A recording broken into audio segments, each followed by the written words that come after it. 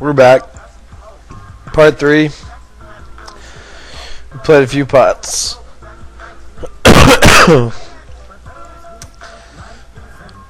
Nothing too major. And there's our go with it hand in this tournament. There's the Czar. Good friend of mine, staying with him this summer in Vegas. He's the guy I had in mind when I was thinking of really good turbo players that don't use a HUD and don't use Nash and just know. He doesn't use anything, just his computer. He does it better than anybody. So these tools, while useful, they're not the say-all end-all. Let's see if we can win a flip versus Big Oots. Nope.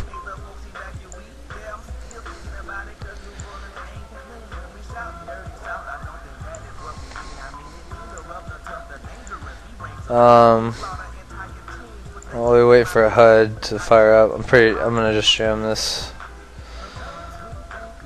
We'll have a good bit of full equity. I know he's been pretty active. I don't know his exact stats, but I know he's been active for sure. So we're getting some folds here. I'll just go set mining here versus Ruin and possibly Firefox.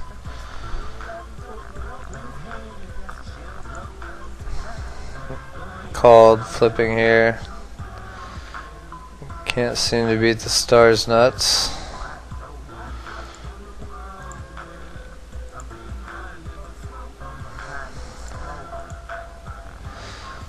So there you get an idea. Here's my HUD.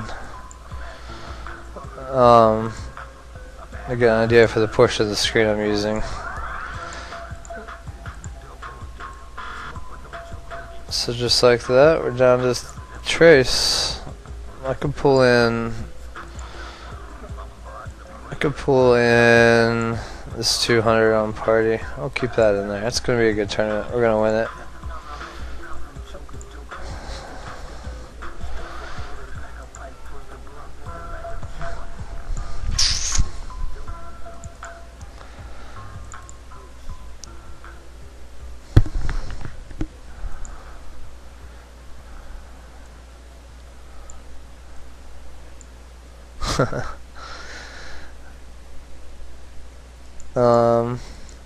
Let's see. Here's a must play that we're not in.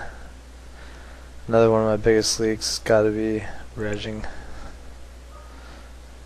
I forget to reg all the time for stuff. I just want to play as soon as I start playing. Or that's the excuse I give myself anyway. This might be fine to check fold up. Check give up, I mean. Against Will Molson and this rando that's been playing pretty loose. I could also c-bet. I actually prefer c-bet now that thinking about it. This guy. I'll bet turn though, as pretty much as a bluff. But I think I would do this with like just really strong hands, aces, jacks, and ace jack basically. And if Molson calls here, I'm going to jam over. Swatch calls, I'm not. Pretty much would be my plan. Because Molson would be able to figure out that I would usually be pretty strong because I have 2 bets left and I'm checking flop. The whole thing that I was talking about doing as a trick, I'll do versus regs as a bluff. And I'll bet turn and then I love slightly overbet jamming river. Because then it really looks like, well, I had 2 bets I wanted to get in, but I wanted to deceive you, and then I have a little bit more than pot, but whoops, I'm still just going to slam it, you know, because I know reg on reg I'll get a call just as much here or whatever, and I just, you know, like to take kind of fake pot control lines as bluffs, so use people's brain and their skull against them. This is what it does. You use their hand reading against them and know what you're repping and stuff. So, but it's all situational, like I was saying. So we'll just get in situations and talk about it from there. Maybe I'll make some generalizations in the moment. Let's see better than these 2 clowns. It's my buddy Marty. Marty, I'm sorry. Let's see if he'll be in Florida.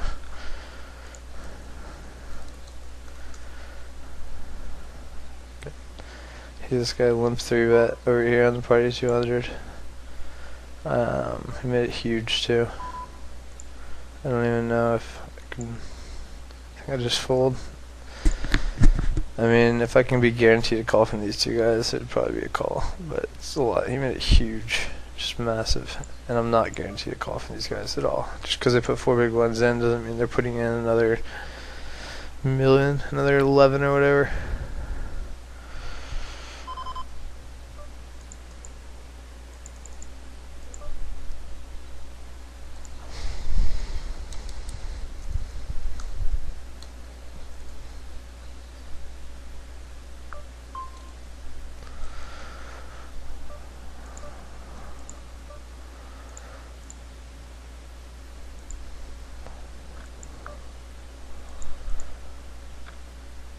So apparently Renrad's gonna be in Florida.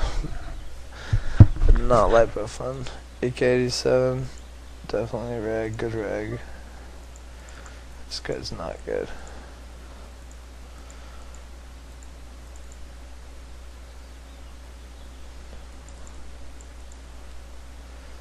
So one thing I'm gonna try not to do is, you know, tell the world how to I think my friends are best exploited. I'm gonna try not to do that. It's like the moral quandary I would have. Alright, let's pull this up. I think I'm gonna call against. It's hard to put him on an exact range. He's been kind of tight over 335 hands. I'm only scared of ace king and ace queen. Getting like 4.5 to 5.5. See a pocket jacks. Wow. Stronger than I would expect, for sure. I'd expect if he had his pairs, I'd be racing. But that's just because I didn't know him as a reg, really.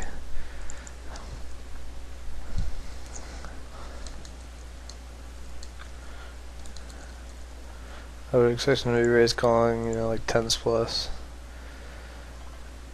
But there's different kind of regs. They're like, I have a similar note on me, where he just crammed like 18 bigs on the gun plus 2 with queens, and somebody called him with king queen because it just looks weak. It's just, I guess, going back on the thing that people have been doing for years, which is being weak in that spot. And when they jam 15 bigs in that guy's seat, they always have like the bottom of the range that can be jammed there, and they min raise steel, and they min raise a polarized range. So people going against that, trying to stick some nuts in there, I don't mind it. I do it some too, but not too much. You don't want to get, still I think the right idea is to, whenever you're jamming on the larger, the top end of your push fold amount, if you will, scale.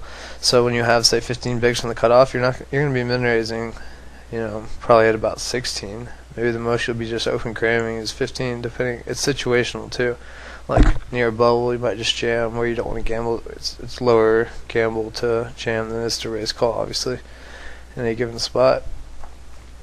And or you don't have like a min raise fold value range. And you have like a hand that you would like to raise call, but like, you just need to cram to do some slight merging. Lucro, fold. But yeah, I've found it interesting, definitely.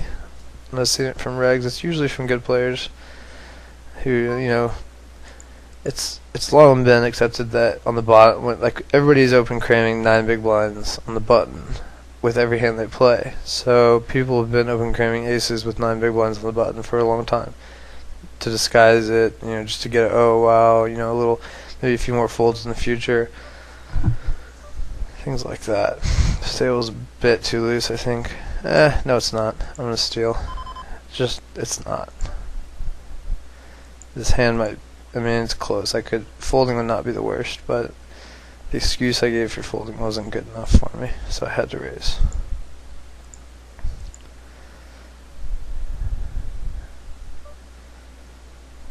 Any flats? I have him being fairly flatty over 339 hands, 5% of the time. He's calling in one form or another. 2 bets left. Really good flop. The thing here is though, I don't really rep air as well by checking. Air would bet a lot, so I'm gonna bet.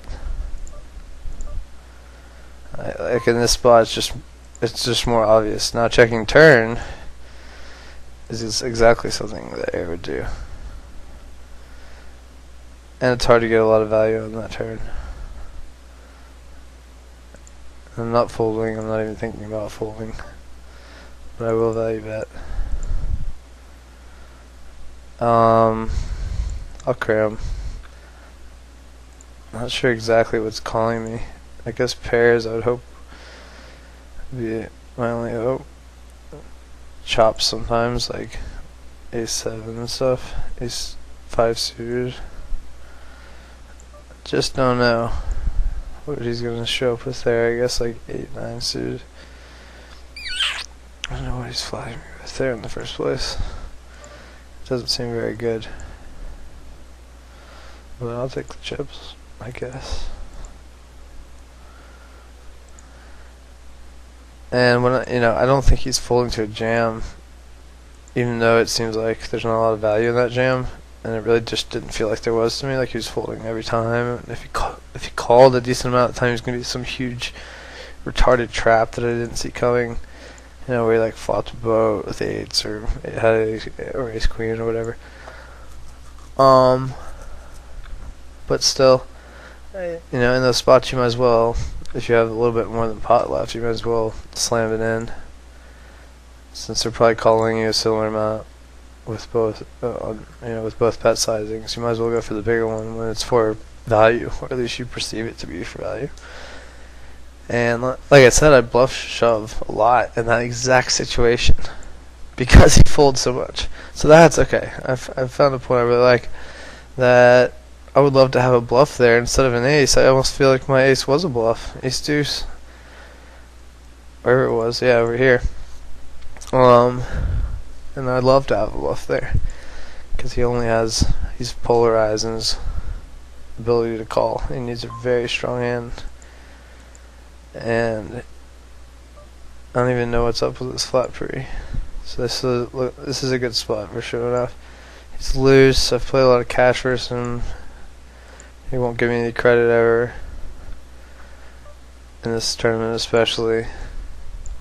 And he's been under rising button the last few orbits, and I've like peeled once or twice. It's obviously not the best flop, not the worst flop, but I need him to have like, to peel he needs like 5-7 suited, and to get a bunch of chips I need him to flop 3s or 4. I need him to have pocket 3s or 4s, or 3-4 suited, or ace-3 or ace-4 suited, but that's unlikely. You can also bluff sometimes, but I'm obviously not folding, so I don't know how I get him to put in a bunch of chips. I don't think I would be able to. It is a bit nutty though, for sure. And my tables, this tournament's pretty tough for what it is. Let's see what first is today. On the Saturday, it's a little bigger. Akari's been in the chip lead the whole time. JD Poker is now. Big Oots has been doing well lately, playing looser. My good buddy Jason, a very good player. And yeah, but first is like 5. For this tough of a field, battling a 6-max, I mean, it looks like a scoop. It looks like a big scoop 6-max, And it's a 22 rebuy. It's on the low side of all of these guys' binds. And they stick it in because it's fun and everything, which it is, and I've played it every day for a while. If you're grinding hard, go ahead, but man, it can't have that much value. Except that a lot of the prize pool is rake free, because there's way more rebuys and add-ons. Not that Not that you, the buyer, care about other players' rake anyway, since it's on top of the prize pool.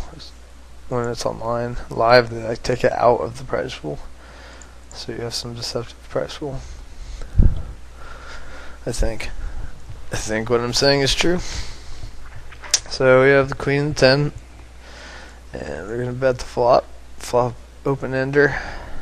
We're betting pretty much any turn, because the turn is our street of aggression. That's what we do. Definitely betting that turn. It would be a good one to barrel anyway. I assume that he or she knows that, so hopefully we'll get play off of that. And we're still gonna bet that river.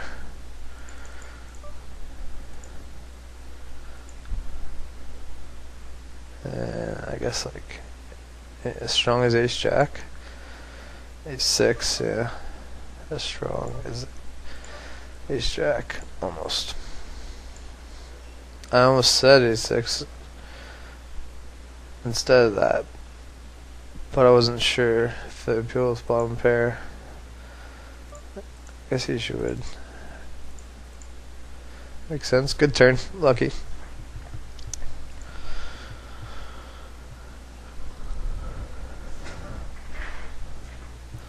That's usually a sign of a good player too, knowing the exact moment to like both these players had 15.5 or 16 blinds, and this tournament has really big antes.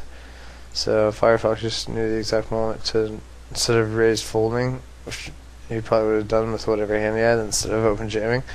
That's the spot where he just never nutted. He would be raised calling and raised folding a polarized range, and when he jams right there into I know that he has more chips, but realize why he jammed there. That he was jamming into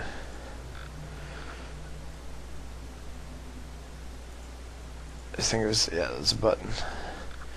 Jamming into 2 players with like 15 bigs. So he's jamming like 35 bigs with the big ante. And he's doing it with a middle range. He has like king 8 suited and ace deuce suited and pocket 3s. An untrappy range, a range that he can confidently shove. He's king 10 off, king, yeah, just like one of those hands, queen 10 off even. And you can define his range like that, and yeah, Nash doesn't have really anything for you there, because he's not shoving. Like, of course Nash says he can shove aces profitably, but he's not shoving aces, and he can't shove jack 2 suited, I don't think, and he knows it, so he'll just raise fold that hand. So his range is very middled, and he'll just open fold even the more bottom hands. So here I just think that was a jam, and just played the only way it needs to be played.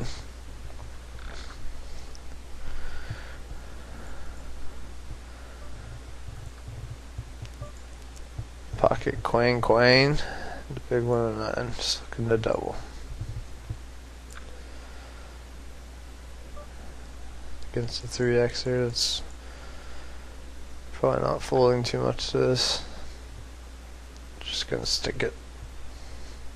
Obviously, even a normal size 3 bet would be for about half my chips, which seems silly.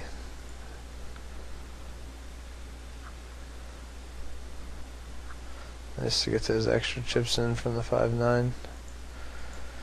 Not that I blame him for tagging along, but they made the pot a good bit bigger. Alright, so we got some chirping chips, as they say. We got something to talk about over here. I remember my note on this guy because his name is that and my note is that, which I guess is supposed to be funny to me at one point in my life for a future time. This is my exploitable reg color. Everybody's exploitable. I should just give everybody that color, including myself, but I don't. Yeah, just, I guess people that I think are a little fishy that play a lot. And this is my super fishy color. A bottom viewer for, no, you can't see that, but These are for the tough cash players, and then Okos, guys who bring in all the money on cash tables. And then purple is my top turnies. But I have some wrong colors from previous days. So I'm constantly updating my notes. I think notes are good. They're important. You should take them in a style be fitting to you, but don't be lazy about it. Also, don't become overly obsessed with it if it's hurting your play. You know, there's a balance like there is in everything. Oh, we're missing the Boston Bruins game. But go Bruins. That's something I will sacrifice for the greater good. How much does this guy threw a button in general? Here's where we use our HUD to cheat. Pre-flop, 3-bet, button, lots. That's funny. We didn't get the cold 4-bet in, and the HUD stopped working at the same time. So total disaster at that end. I think that was the HUD. I hope it was the HUD and not the recording.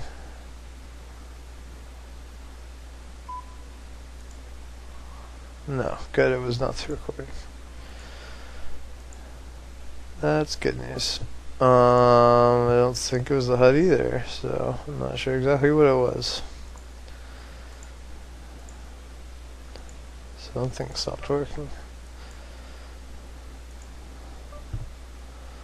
Folding here, I don't know what he's doing, 3xing here. That's like, when I see that, I'll just go ahead and give the explodable rip. You know, I've seen the guy before, he plays poker, I always some, but like, you can't have a good range there for 3xing. And I'm a harsh critic, so you might see yourself. Who knows, maybe this guy's a member. Flats, 3-bets to the AA. I don't think that was enough for me to make this note. It must have been something else about the way he played the hand that I failed to mention.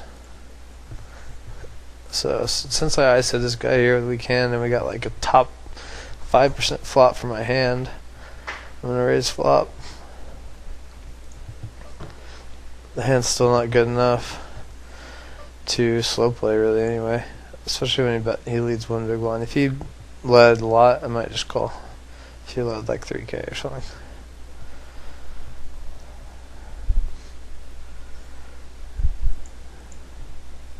And we're just trying to get a little bit deep in that. 8 tables left.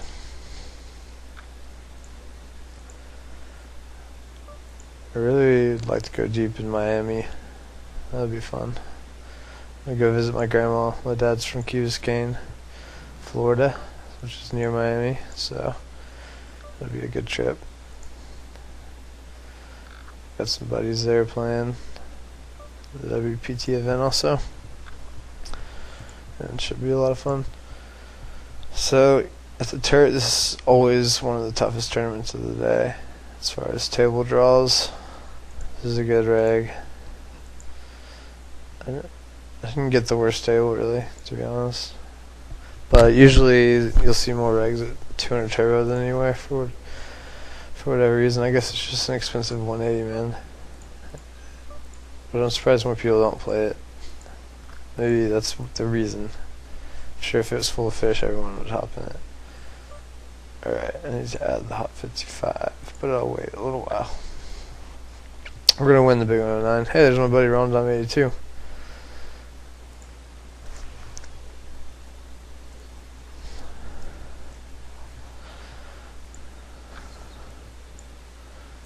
Fellow Caboian and a fellow Texan. I've known him for a while.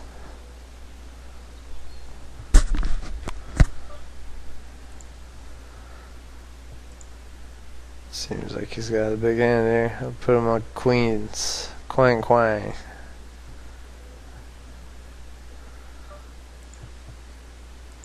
Oh, we didn't get to see. I thought a guy was all in for some reason.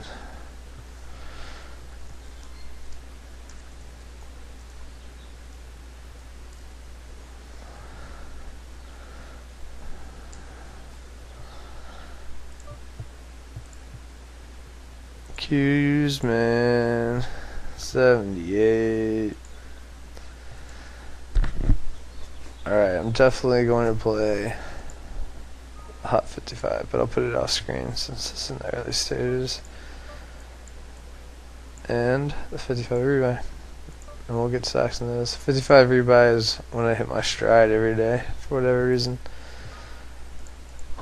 Able to get a lot of chips in that, so maybe my favorite. It's just an easy going tournament for me. Team A and Rounder and Bears fan at my table. You're dead, LOL, Cook A, and Latusa. Fun table. I'm gonna just not fold this. I said this guy. I almost folded that, and it would have been okay. I would have already forgiven myself, but I think raising's better. This is 150, 300. I think it's best to cram. Like you're cramming for a test. So now he leads more into me. I'm just gonna fold. He's like kind of short stack to pot ratio and shit.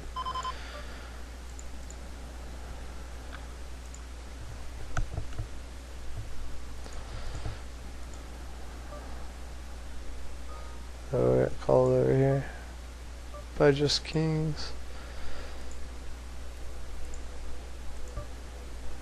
So we'll probably replace the hot 75 with the hot 55. It's looking like.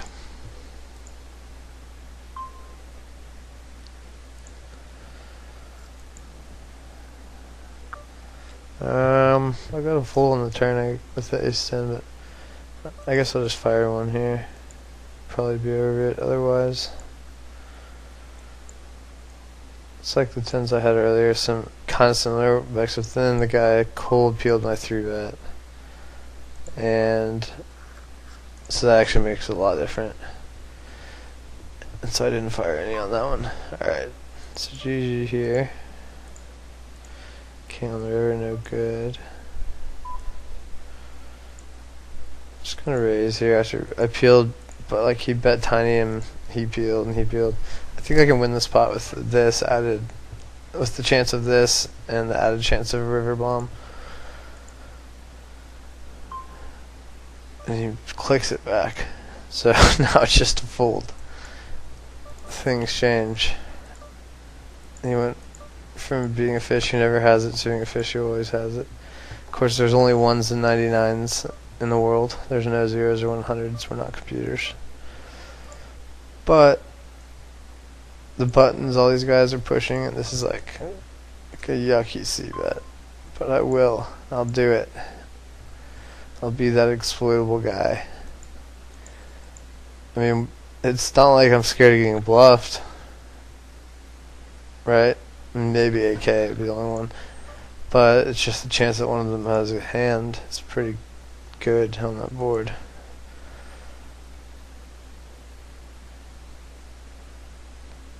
And AK is gonna hand on any board.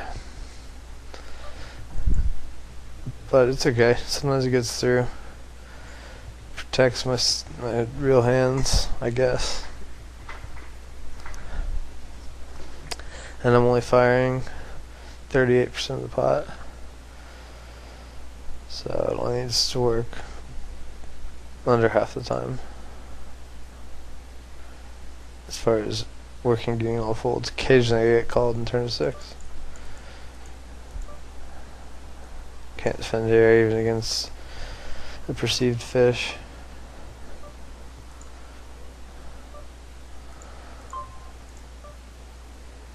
I'll go for a seal here. And I'll fold to anybody including the button.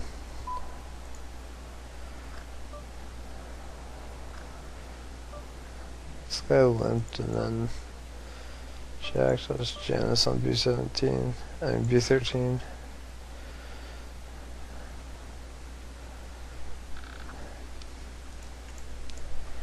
Since I know it's plus.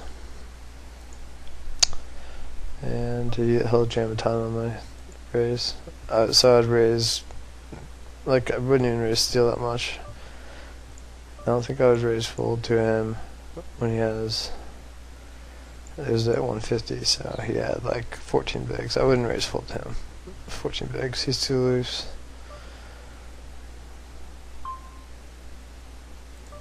But I don't have the loosest stats on him. I still think of him as gambly. He is versus me. That's what really matters.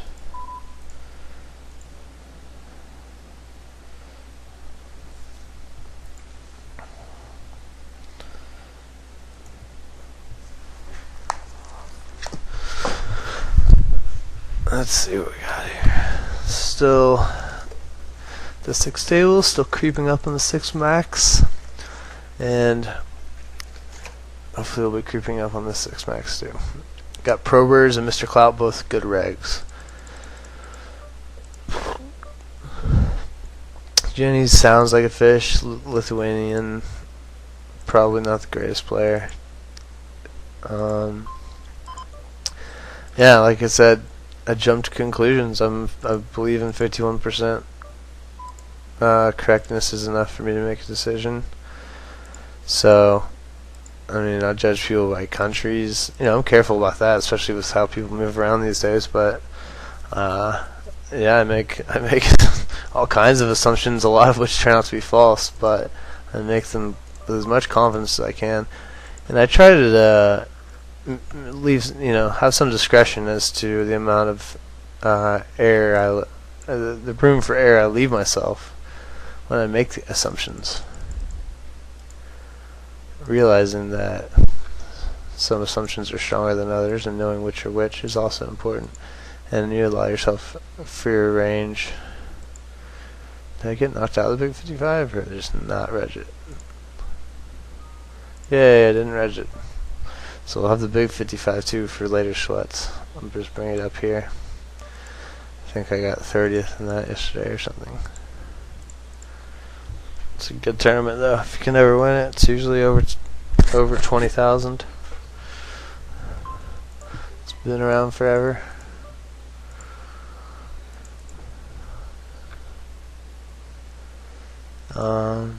So this guy keeps limping. We're gonna attack him this time. I mean, we have a couple times, but this time it actually looks more credible from the small blind. I would usually have a pretty strong hand here, and on that pops the nuts. So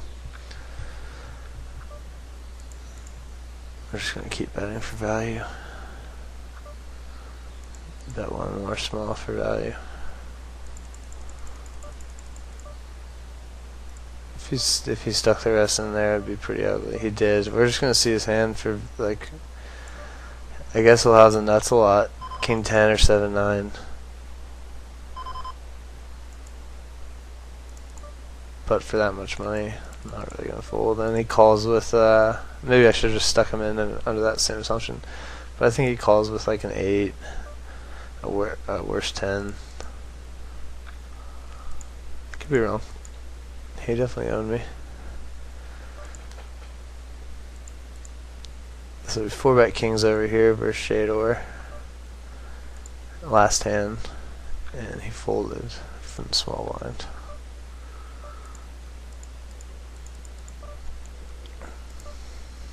So we're gonna triple barrel this for thin-ish value. Not too, I mean, this turn it wasn't thin at all, but on the river, tiny bit. And it's a good river. It's pretty much the only river he's calling where we're not beat. Like, and fluid flop with a gut shot. So it'd be hard for me to put him on 10-8 if he raised. If he had hit a jack or a 7. So yeah, 10 was definitely the best river. So you get some good rivers, some betters. I'll defend King Jack versus Clout.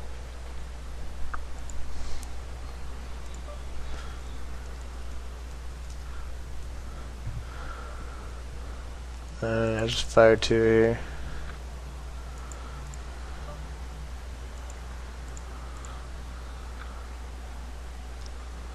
Yeah, that's the line I take versus check back slot. So check back flop and call 2 is good versus me a lot.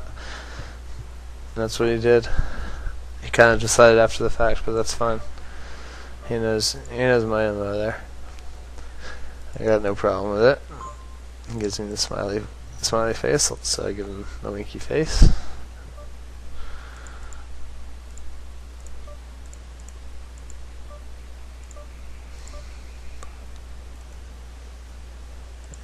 Let's close poker loco since we busted that. Alright. Raise that flop. This is what we do. Kuke. Played some cash with him. But more tourneys with him lately. Oh, I'm talking about a spot off screen, the 55 rebuy. Apologies. And then we got JD at our table. We're probably nearing the money bubble. No, not sort of. But we're not in that good a shape either anymore. So we gotta play our stack. We're totally fine with 40 bigs. And that's good playability. I'm not gonna even say we should open up tight or anything like that on 40 bigs.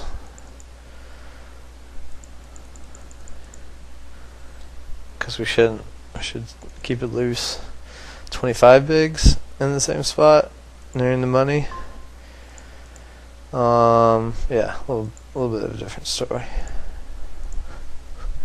Probably should tighten up more, but 40. Nah, we're gonna be mixing it up, taking flops, 3-betting JD, 3-betting this guy, or raising this guy's limps, I should say.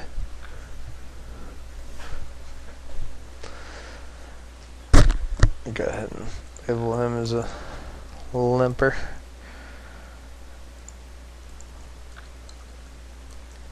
Weak lose or passive lose. He hasn't limp folded much. He hasn't called. I'm glad to have him involved as my partner in the spot. He calls a flop without thinking twice. I think turns where I get my most value. I'm gonna bet 70% on the turn. I mean, well, river's where I get my most value as far as the biggest bet, especially when he leads. Just gonna snap jam, try to look bluffy. Hope. So yeah, straight draw. He could have. I mean, he pretty much had king 10, jack 10. King Jack, one of those combos, and he's just playing it bad and weird. I'm fine with that. Get a lot of my chips back from him.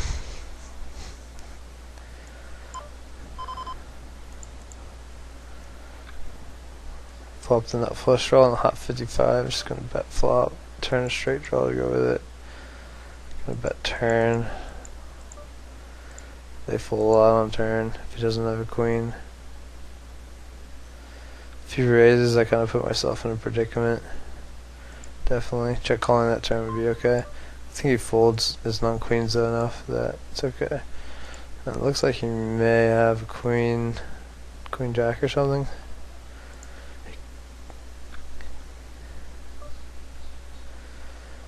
Seems like pretty easy check fold. Not like he even has many flush draws like the king and the ace. And he didn't double float me. Even if he did, he might have got there. So yeah, pretty easy check fold. The other argument that I would have there is overbet bombing, but that seems like a horrible thing against his range that it looks like he has. The range we can assess him without getting to see his hand, but only his actions. His perceived range. Folding to 9. It's going to be a fun tournament this weekly. Like I said, I was at a fellow pros table, and Kick Cardiff's table on it last week, and we both had about 40,000 at 4-8. And I recounted a hand from that already. It's 3-bet for no good reason here.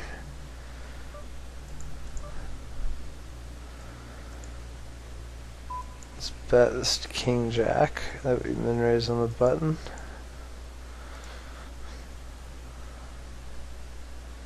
And I checked into this guy here. No guts, and he folds the C bets. I'm gonna still check call once.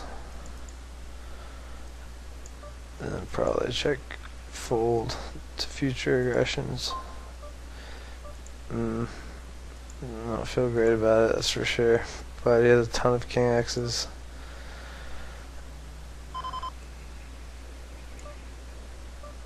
Alright, we're gonna 3-bet JD with ace king. Obviously, we're just gonna get in more chips over here with our fantastic hand that we have. Let's get it in versus queen 10 off. That might be asking for a bit much. So JD 4-bets me. He has a hand sometimes here. He doesn't always though. We've played a lot together, we're friends, but we've also attacked each other a lot. And he has jacks. Erase it off and get there on the river. Championship style.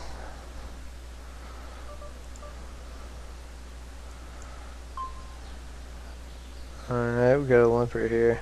He's kind of short. So yeah, this guy was bluff raising the flop, I guess. Or maybe he did have like queen 10 and he just put himself in a trap that he didn't see coming somehow. So check the flop to the semi-reg. I should give this guy exploitable reg.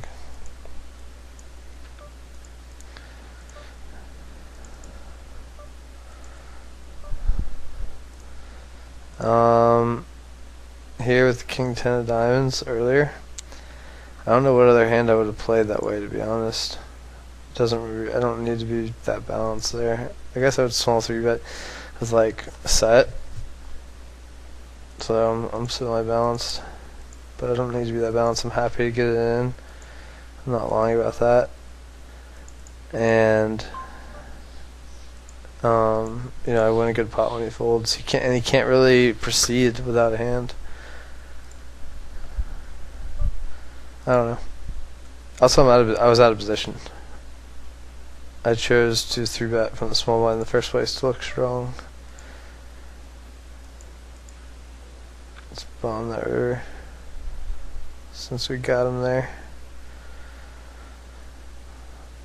Hopefully get one through in the big 109-0.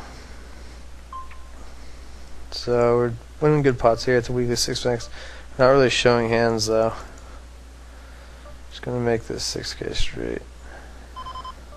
Actually, I'm just gonna cram 30 effective.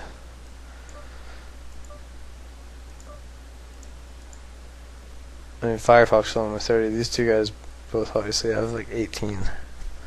So I'm just gonna cram. Erase it off versus this guy now. Win again. Winning races is obviously pretty nutted. Lone Hicks is a very good tourney reg.